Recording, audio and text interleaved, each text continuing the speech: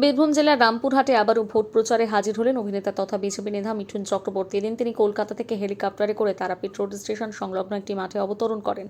তার আগমন ঘিরে এলাকায় উৎসাহ কৌতূহল দেখা যায়।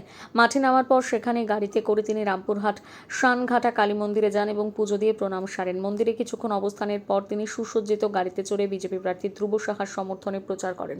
রামপুরহাট শহরের বিভিন্ন এলাকা পরিক্রমা করে মানুষের সঙ্গে যোগাযোগ করেন। অভূতপূর্ব সারা, আমি অভিভূত আপ্লুত। চোখের ভাষা যদি বুঝতে পারি, না বলা কথা যদি শুনতে পারি, তবে করিনি তো ভুল আমি এক চুল। রামপুরহাটের মানুষ মন তৈরি করে নিয়েছে 26-এর নির্বাচন তৃণমূলের বিসর্জন। রামপুরহাটের মানুষ বলছে বাঁচতে চাই বিজেপি, তাই নারীদের নিরাপত্তা চাই, আদিবাসী কন্যার হত্যার বিচার চাই, আদিবাসী মা ও মেয়েকে গনপুরের জঙ্গলে গ্রামে যেভাবে হত্যা করা হয়েছিল তার বিচার, অপরাধীরা এখনো শাস্তি পায়নি। আজকে বঞ্চিত হয়েছে দেউচা পাচামের আদিবাসী ভাই বোনেরা, তাদের জল জমি জঙ্গল অধিকার করছে শাসক দল।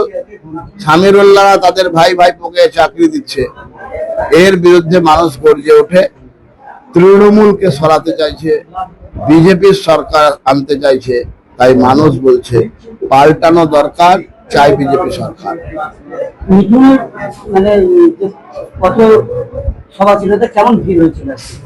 আমি তো প্রথমেই বললাম অভিভূত আপ্লুত।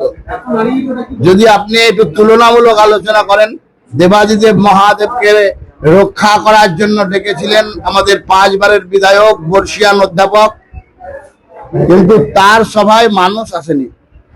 আর আজ যেভাবে স্বতঃস্ফূর্ত ভাবে মানুষ এসছে, আমরা মানুষের সাড়া পেয়ে অভিভূত আপ্লুত।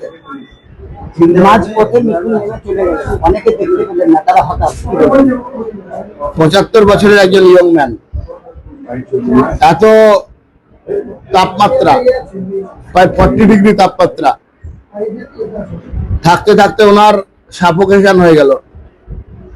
ওনার সহযোগী যারা ছিলেন, স্যারের খুব শরীর খারাপ। স্যার নিজে বললেন, মিঠুনদা, যে আমি গাড়িতে থাকছি। উনি নেমে গেছিলেন কিন্তু পালিয়ে যাননি, গাড়িতে কামারপট্টি মোড় পর্যন্ত হাত দেখাতে দেখাতে এসছেন। আমরা কি করবো, একজন বর্ষিয়ান প্রবীণ নেতা, একটা আমাদের সকলের মন মাঝারে যিনি আসেন, এরকম একজন মানুষ, গুরুর গুরু মহাগুরু, তার সিকিউরিটি সেফটিটাও আমাদের দায়বদ্ধতা। সেই জন্য গাড়িতে থেকে উনি প্রচার করে দিয়ে গেছেন, সম্পূর্ণ করেছেন। মাছ উপহার দেওয়া হবে।